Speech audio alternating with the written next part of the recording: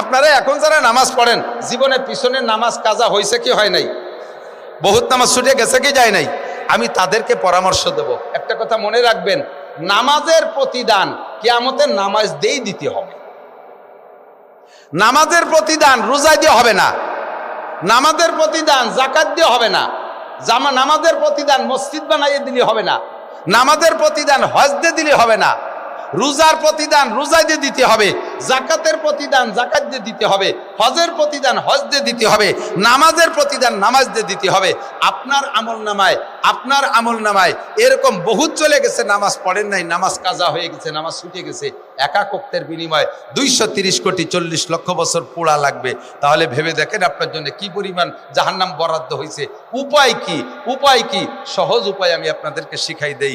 এই গ্যাপ গর্তগুলো বন্ধ করার জন্য 1 নম্বর পদ্ধতি হলো, খেয়াল করে না, 1 নম্বর পদ্ধতি হলো, নারী বলেন আর পুরুষ বলেন, প্রত্যেক ওয়াক্ত মসজিদে নামাজ পড়তে আসবেন। পুরুষরা নামাজ পড়তে একটু টাইম বেশি হাতে নিয়ে আসবেন। এখন থেকে প্রতিজ্ঞা করেন, বাঁচার কোনো উপায় নাই। নামাজের থেকে, নামাজ যে পড়েন নাই, এই নামাজের থেকে আপনি আস্তাগফিরুল্লাহ পড়লে নামাজের গুনাহ মাফ হয় না। আস্তাগফিরুল্লাহ গুনাহ মাফ হয়, কিন্তু নামাজ না পড়লে আস্তাগফিরুল্লাহ মাফ হয় না। সারা জীবন নামাজ না পড়ে মরার আগে আস্তাগফিরুল্লাহ পড়ে মরি, আপনি ব্যস্ত চলে গেলেন। তা আমি বিটা 60 বছর পড়িয়ে কি এলাম? বুঝেন নাই? আপনি 60 বছর নামাজ না পড়ে মরার আগে আস্তাগফিরুল্লাহ পড়ে ব্যস্ত যাবেন। তা আমি কেন 60 বছর পড়লাম? আমিও না পড়ি তো 60 মরার আগে আস্তাগফিরুল্লাহ পড়ে মরতাম। তাহলে আল্লাহ এখানে কি বিচার করবে? আল্লাহ কয় অন্যান্য গুনাহ মাফ হবে আস্তাগফিরুল্লাহর দ্বারা। জিনা করছো আস্তাগফিরুল্লাহ মাফ, জিনা করছো আস্তাগফিরুল্লাহ মাফ, বিড়ি খাইছো আস্তাগফিরুল্লাহ করলে মাফ, মদ খাইছো আস্তাগফিরুল্লাহ করলে মাফ, ব্যভিচার করছে আস্তাগফিরুল্লাহ করলে মাফ, অকথ্য ভাষায় গালি দিছো আস্তাগফিরুল্লাহ পড়লে মাফ। নামাজ আস্তাগফিরুল্লাহ নামাজ মাফ হয় না, আস্তাগফিরুল্লাহ রোজা মাফ হয় না, আস্তাগফিরুল্লাহ হজ মাফ হয় না, আস্তাগফিরুল্লাহ যাকাত মাফ হয় না। ফরজ ইবাদত গুলো ছেড়ে দিছো, এটা আস্তাগফিরুল্লাহ মাফ হয় না। ফরজ ইবাদত ছাড়লে গুনাহ হয় না, কিন্তু তার নামে একটা সাজা বাজেট আছে, একটা শাস্তি বরাদ্দ আছে। এক ওয়াক্ত নামাজের জন্য 230 কোটি 40 লক্ষ বছর জাহান্নাম। এর থেকে বাঁচতে হলে আপনার এটা পূর্ণ করতে হবে নামাজ দিয়া।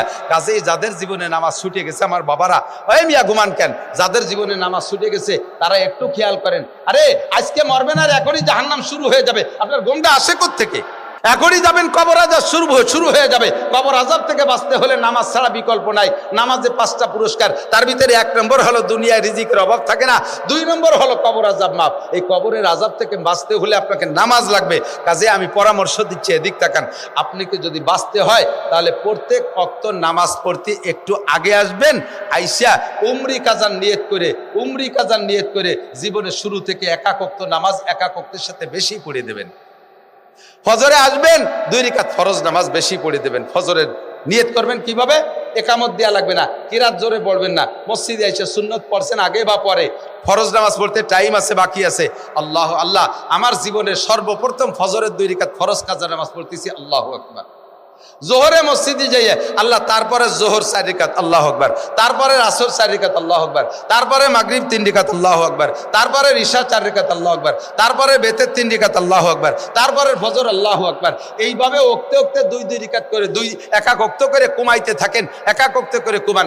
অবশেষে আপনি যদি এমন একটা অবস্থা হয় যে নিয়ত করছেন আমি সারা জীবনের কাজা নামাজ আদায় করেই দেব, এইভাবে প্রতিজ্ঞা করে শুরু করছেন, হঠাৎ করে আপনি সম্পূর্ণতায় যেতে পারেন নাই, আপনি মারা গেছেন।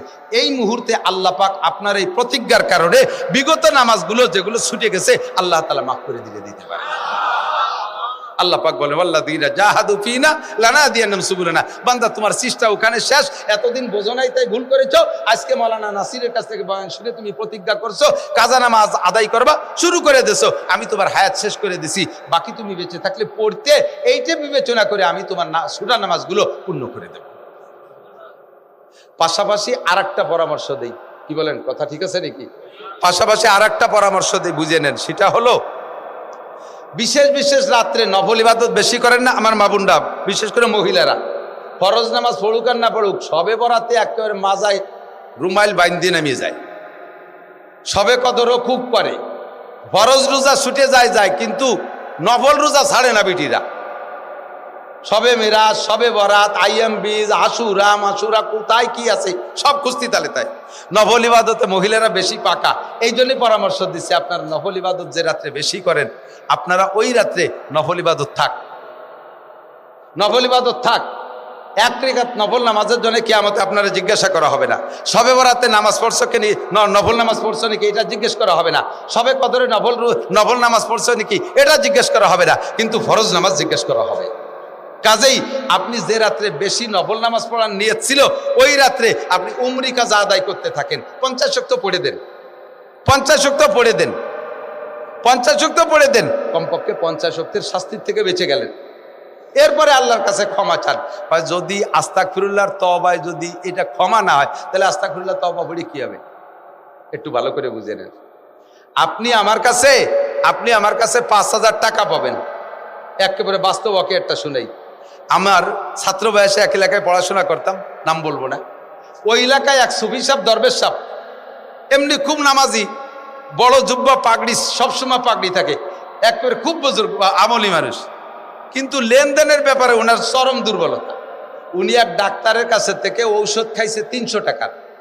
আজ দেয় কাল দেয় করতে করতে বেশ কিছুদিন চলে গেছে, দেয় না, 3 বছর দেয় না। এর মধ্যে ওই সুফি সাহেব তবলিগি চলে গেছে 3 চিল্লায়। তবলিগির থেকে যাইয়া 3 চিল্লায় যাইয়া তবলিগির থেকে শুনি আসছে যে মানুষের হক যদি তুমি নষ্ট করে থাকো, আল্লাহর হক নষ্ট করলে আল্লাহ মাফ করতে পারে, মানুষের হক নষ্ট করলে আল্লাহ মাফ করতে পারবে না, এটা মানুষের ব্যাপার। কাজেই মানুষের লেনদেনের হক শোধ করো। মানুষকে যদি কথা দিয়ে কষ্ট দিয়ে থাকো, এটাও তুমি জীবদ্দশার সমাধান করে নিবা।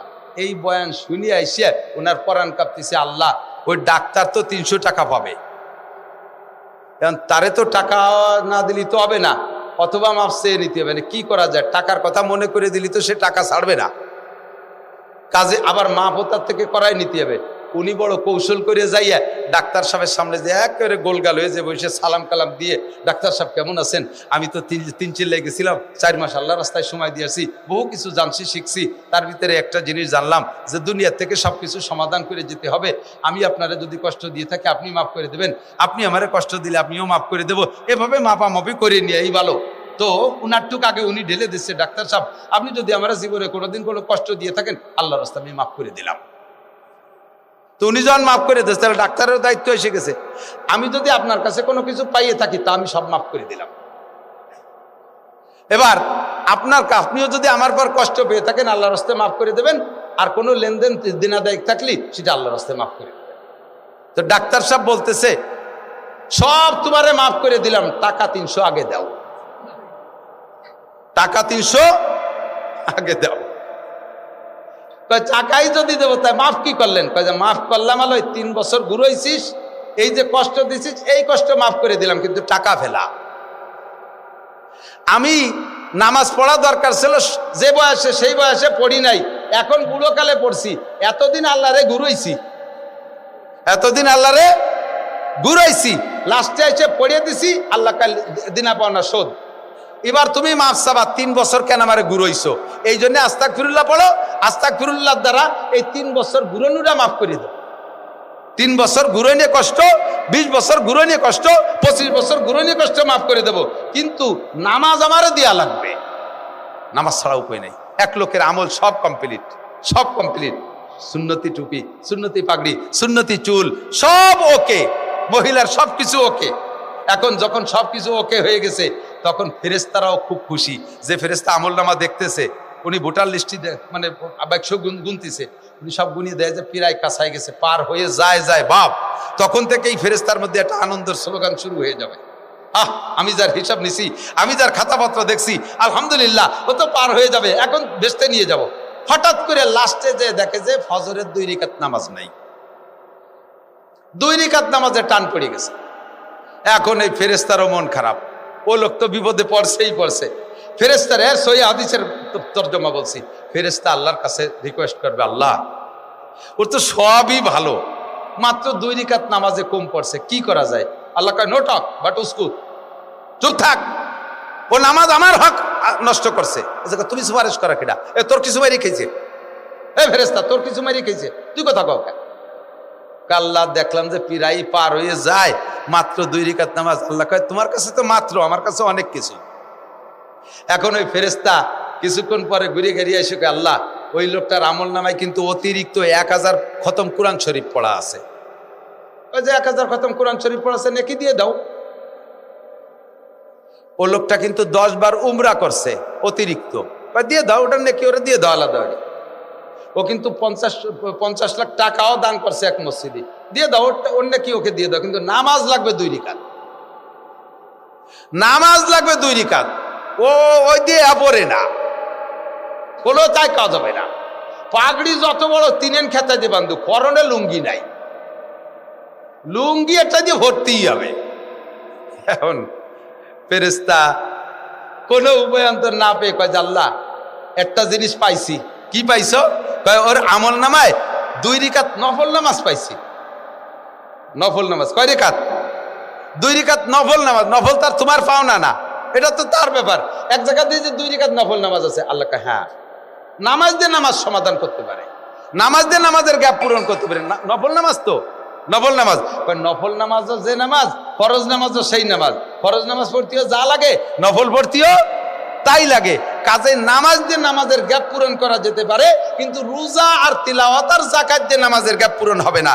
এই জন্য বলা হয়, হাদিসে আসছে, আল্লাহ রসুলও বলেন, তোমরা একটু নফল পড়ে ফান্ডে রাখো, নফল নামাজ একটু কাছে রেখে দিও।